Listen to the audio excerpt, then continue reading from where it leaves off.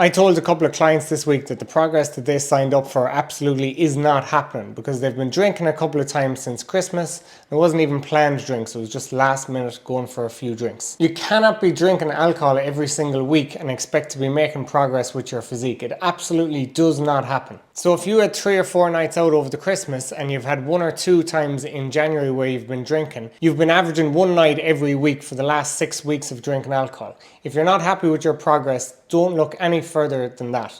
Don't be looking at your macros, don't be looking at supplements, don't be looking at any fancy programming areas. It's because you're drinking too much alcohol. And until you get that under control, the progress that you want to make or you expect to make from the amount of effort that you're putting into your gym sessions just won't materialize. About 10 of my clients came back 1 to 3 kg heavier after Christmas. And I wasn't surprised because I've been doing this for years, but they were surprised because they still hit their steps.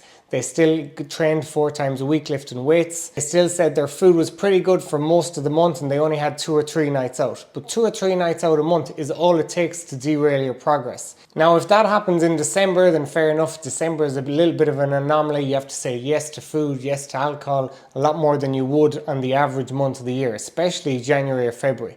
But if you're saying yes in January, you're wasting your time.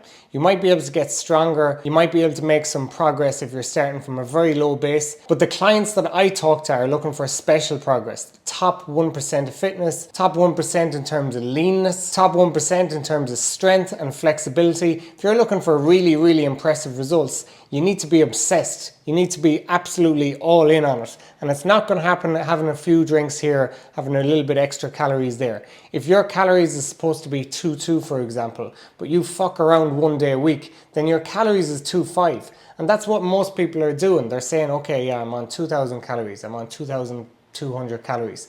But they have 1 or 2 days every week where they don't track. So what they really mean is they're on 2.2 5 days a week and about 3,000 2 days a week. That's not 2.2, that's not 2,000, that's 3,000. But people like to pretend that 1 day they went drinking, that 1 day they had flexibility. It doesn't exist. Don't track it, pretend it didn't happen, and still the impressive end result is going to happen. It's absolutely not. You need to lock in, you need to give it your absolute best shot.